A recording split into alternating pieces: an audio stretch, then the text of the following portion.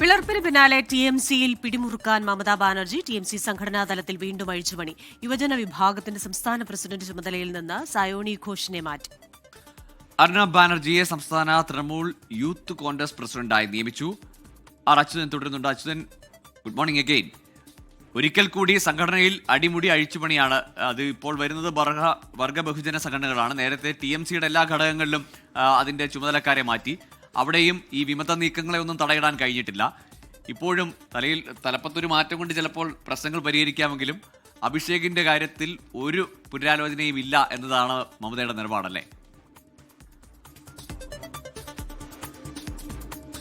ഗോകുൽ കൃഷ്ണ, ഈ പിളർപ്പിന് പിന്നാലെ ഇത് രണ്ടാം തവണയാണ് ഒരു സംഘടനാ തലത്തിൽ ഒരു അഴിച്ചുപണി നടത്തുന്നത്. നേരത്തെ ഈ MLA-മാരുടെ ഒരു വിമത നീക്കം ഉണ്ടായതിന് പിന്നാലെയാണ് ചില അഴിച്ചുപണികൾ നടത്തുകയും സയോണി ഘോഷിനെ ഇത്തരത്തിൽ യുവജന വിഭാഗത്തിന്റെ പ്രസിഡന്റായി ചുമതലപ്പെടുത്തുന്നു. പക്ഷേ സയോണി ഘോഷ് ഉൾപ്പെടെയുള്ള 20 MP-മാരാണ് വീണ്ടും വിമത പക്ഷത്തേക്ക് പോയത്. ഇതോടുകൂടിയാണ് വീണ്ടും ഒരു അഴിച്ചുപണി സംഘടനാ തലത്തിൽ നടത്തിയിരിക്കുന്നത്. യുവജന വിഭാഗത്തിന്റെ സംസ്ഥാന പ്രസിഡന്റ് ചുമതലയിൽ നിന്ന് സയോണി ഘോഷിനെ മാറ്റി പകരം അർണബ് ബാനർജിയാണ് ആ ചുമതലയിലേക്ക് ഇപ്പോൾ കൊണ്ടുവന്നിരിക്കുന്നത്.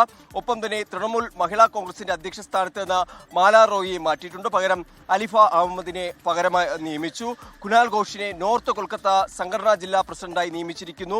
സുധി ബന്ധോപാധ്യായെ മാറ്റിയാണ് കുനാലിന്റെ ഈ ഒരു നിയമനവും നടത്തിയിരിക്കുന്നത്. പ്രത്യേകിച്ച് സംഘടനാ തലത്തിലേക്ക് വിശ്വസ്തരെ കൊണ്ടുവരാനുള്ള ഒരു നീക്കമാണ് ഈ അവസാന ഘട്ടത്തിലും മമതാ ബാനർജി നടത്തുന്നത്. അതിന്റെ ഭാഗമായിട്ടാണ് വീണ്ടും ഒരു അഴിച്ചുപണി ഇത്തരത്തിൽ നടത്തിയിരിക്കുന്നത്. ഇന്നിപ്പോൾ പുറത്തുവരുന്ന വിവരമനുസരിച്ച് ബംഗാൾ മുഖ്യമന്ത്രി സുവേന്ദു അധികാരി ഈ വിമത MP-മാരുമായി ഒരു കൂടിക്കാഴ്ച നടത്താനായി ഇരിക്കുകയാണ്. കൂടുതൽ MP-മാരെ ഇത്തരത്തിലേക്ക് വിമത പാളയത്തിലേക്ക് കൊണ്ടുവരിക, ഒപ്പം തന്നെ പാർലമെന്റിൽ ഈ NDA-ക്കൊപ്പം നിർത്തി സ്വാഭാവികമായിട്ടും TMCയുടെ ഈ വിമത MP-മാർ അത് NDA-ക്കൊപ്പം ചേരുന്ന ഒരു സാഹചര്യത്തിൽ ഭരണഘടനാ ഭേദഗതി ബില്ലടക്കം നിഷ്പ്രയാസം പാസ്സാക്കാനുള്ള സാധ്യതകൾ ഇതിൽ NDA-ക്ക് മുന്നിൽ തെളിയുകയാണ്. അപ്പോൾ അത്തരം നീക്കങ്ങൾ ഇതിന്റെ ഭാഗമായി നടത്തുന്നുണ്ട്. നാളെ സ്പീക്കറെ കണ്ട ഒരു പ്രത്യേക ഇരിപ്പിടം പാർലമെന്റിൽ നൽകണമെന്നൊരു ആവശ്യം എന്തായാലും വിമത MP-മാർ മുന്നോട്ട് വയ്ക്കും എന്നാണ് മനസ്സിലാക്കാനേ കഴിയുന്നത്. ആ ഒരു സമയത്തും പ്രതിസന്ധി ഘട്ടത്തിലും സംഘടനയിൽ അഴിച്ചുപണി കൊണ്ടുവന്ന് വിശ്വസ്തരെയെല്ലാം നിയമിച്ചുകൊണ്ട് അതിൽ ഒരു പിടിമുറുക്കം അല്ലെങ്കിൽ അതായത് മമതാ ബാനർജിയുടെ ആ ഒരു കൃത്യമായ ഇടപെടൽ നടത്തി ഒപ്പം നിർത്താനുള്ള നീക്കങ്ങളാണ് നടത്തുന്നത്. എന്നാലും ചില വെല്ലുവിളികൾ TMCയെ സംബന്ധിച്ച് ഇപ്പോഴും അവശേഷിക്കുന്നുണ്ട്. മമതാ ബാനർജിയെ സംബന്ധിച്ച് നിൽക്കുന്നുണ്ട്. അത് വ്യാജ ഒപ്പ് ശേഖരണവുമായി ബന്ധപ്പെട്ടുള്ള ആരോപണ കേസാണ്. അതിലിപ്പോൾ അഭിഷേക് ബാനർജിയെയും കുനാൽ ഘോഷിനെയും ഇന്ന് ചോദ്യം ചെയ്യും എന്നുള്ളത് തന്നെയാണ്. അപ്പോൾ അത്തരം പ്രശ്നങ്ങളും പ്രതിസന്ധികളും ഈ സംഘടനാ പിളർപ്പിന് പിന്നാലെ TMC നേരിടുന്നുണ്ട്. എന്തായാലും നിലവിൽ ഇപ്പോഴും മമതാ ബാനർജി ശ്രമിക്കുന്നത് പാർട്ടിയൊപ്പം നിർത്തിക്കൊണ്ട് ഈ പ്രതിസന്ധികൾ പരിഹരിക്കുക എന്നതാണ്. ഗോകുൽ കൃഷ്ണ.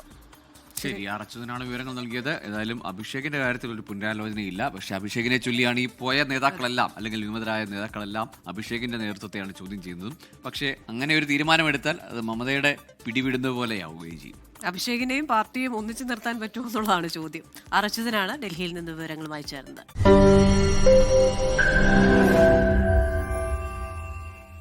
ലോകത്തെവിടെയായാലും ഏത് സമയത്തും 24 വാർത്തകളും ഓഗ്മെന്റഡ് റിയാലിറ്റി പാക്കേജുകളും എക്സ്പ്ലെയിനറുകളും വിശദമായി കാണാൻ ഞങ്ങളുടെ YouTube ചാനൽ നിങ്ങൾക്ക് സബ്സ്ക്രൈബ് ചെയ്യാം.